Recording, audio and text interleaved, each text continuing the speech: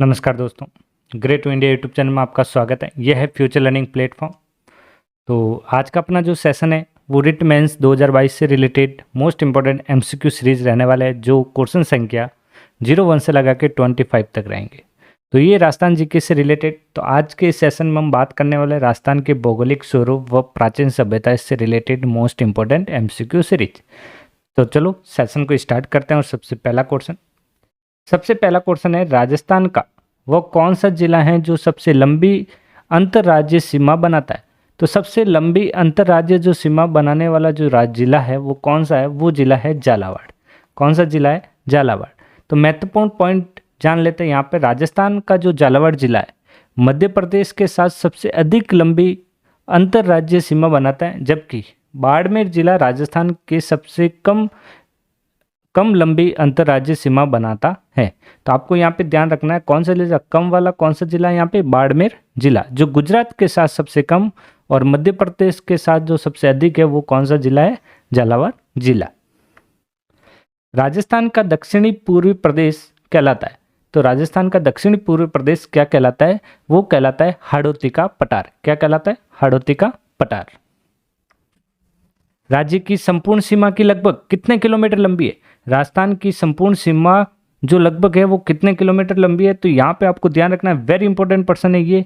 5,920 कितने kilometre? 5,920 kilometre की सीमा जो है लंबी है। नेक्स्ट क्वेश्चन जो अपना क्वेश्चन है, भारत पाकिस्तान के मध्य कौन सी अंतर्राष्ट्रीय सीमा लगती है? तो कौन सी अंतर्राष्ट्रीय सीमा लगती है यहाँ पे? तो आपको वेरी इंपॉर्टेंट क्वेश्चन है, वो है रेड क्लिफ। कौन सी सीमा लगती है? Red Cliff. सही आंसर रहेगा इसका सी। तो यहाँ पे देख सकते हैं महत्वपूर्ण पॉइंट, भारत पाकिस्तान के मध्य रेड क्लिफ रेखा लगती है, जबकि भारत चीन के मध्य मेकमोहन, कौन सी?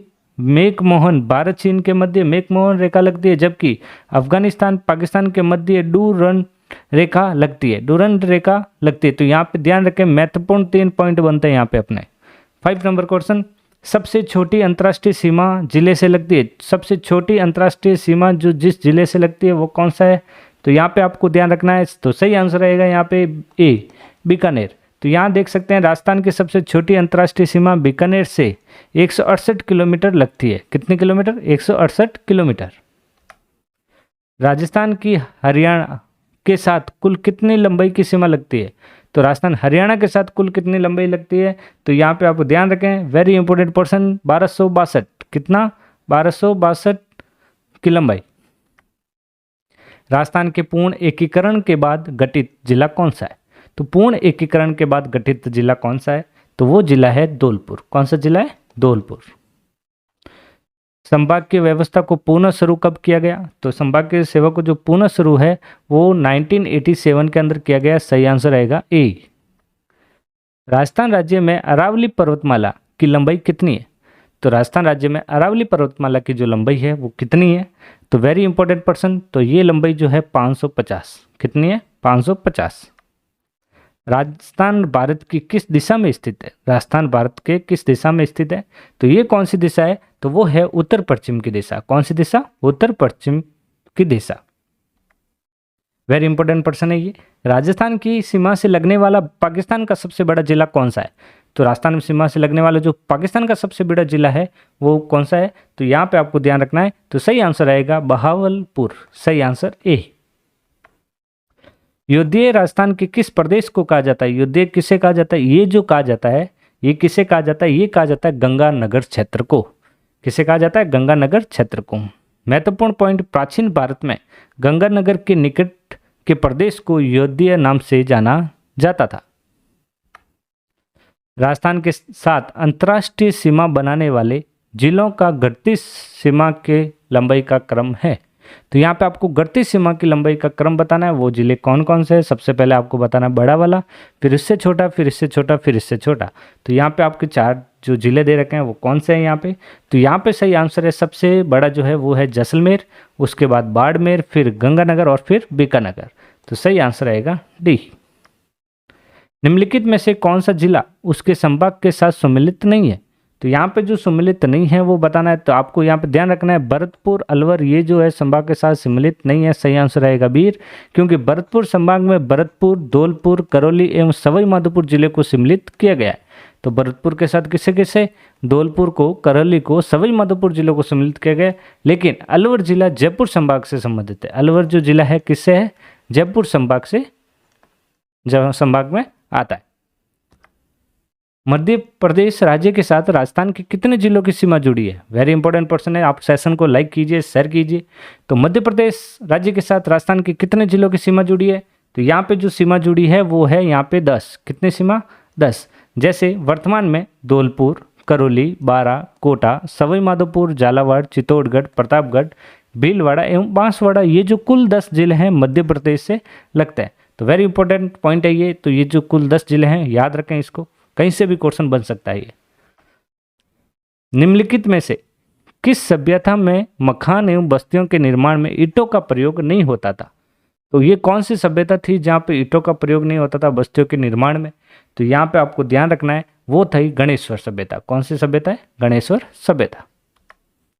किस इतिहासकार ने कालीबंगा को सिंधु घाटी साम्राज्य की तीसरी राजधानी कहा, तो ये जो तीसरी राजधानी है किसे कहा है, ये कहा है दशरथ शर्मा ने। किसने, दशरथ शर्मा ने। सही आंसर आएगा सी।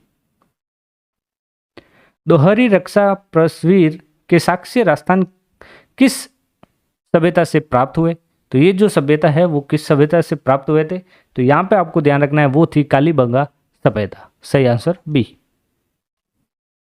आहड़ के विषय में निम्नलिखित कथनों में से कौन सा कथन असत्य है, यहाँ पे आपको असत्य कथन बताना है, फॉल्स स्टेटमेंट जो है वो बताना है यहाँ पे।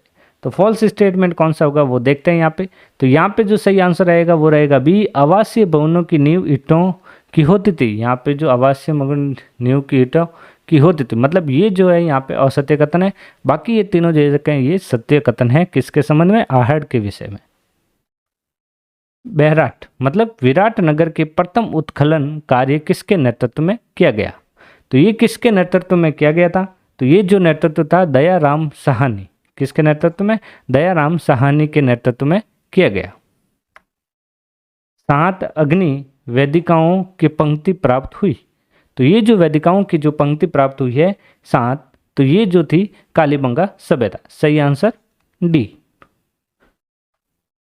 बालाथल की सभ्यता स्थित है, तो बालाथल की सभ्यता जो स्थित है वो कौन से जिले में स्थित है, तो यहाँ पे ध्यान रखें, वेरी इंपॉर्टेंट पर्सन, वेरी महत्वपूर्ण पर्सन है। 22 का सही आंसर होगा उदयपुर जिला। कौन सा जिला है, उदयपुर जिला। साथ साथ क्वेश्चन कीजिए, बालाथल टीले के उत्खनन का कार्य के संबंध में कौन संबंधित नहीं है, तो उत्खनन कार्य के लिए जो संबंधित नहीं है बालाथल टीले के उत्खनन कार्य के संबंध में, तो यहाँ पे जो है वो है डॉक्टर HD सांकलिया। सही आंसर आएगा। ये जो थे संबंधित नहीं है, प्रो VN मिश्रा थे, VS सिंधे थे और ललित पांडे थे। वैराट से प्राप्त विभिन्न मुद्राओं में 16 मुद्राएं यूनानी शासक की हैं, तो ये जो थी यूनानी शासक कौन, तो यहाँ पे ध्यान रखें वो थे राजा मिनेंडर। सही आंसर रहेगा इसका सी। कालीबंगा की सर्वप्रथम खुदाई का कार्य प्रारंभ हुआ था, तो कालीबंगा की जो सभ्यता थी जहाँ खुदाई का कार्य जो प्रारंभ हुआ था, सबसे पहले प्रारंभ कब हुआ था ये, तो ये जो हुआ था 1952 ईस्वी में। कब हुआ था, 1952 ईस्वी में। तो दोस्तों ये थी अपने रिट 2022 की पहली क्लास। तो सेशन को लाइक और शेयर जरूर कीजिए। तो most important MCQ series next class में आगे चलेंगे जो 26 से 50 तक होंगे, 26 से 50 तक। तो इसी तरीके से अपनी ये सीरीज चलती रहेगी 01 से 25 और 26 से 50। तो हमेशा ये क्लासें रहेगी। तो एग्ज़ाम से पहले डट के मुकाबला कीजिए, रिट 2022 पर पक्की जीत। तो आज का सेशन यही एंड करते हैं। Thank you.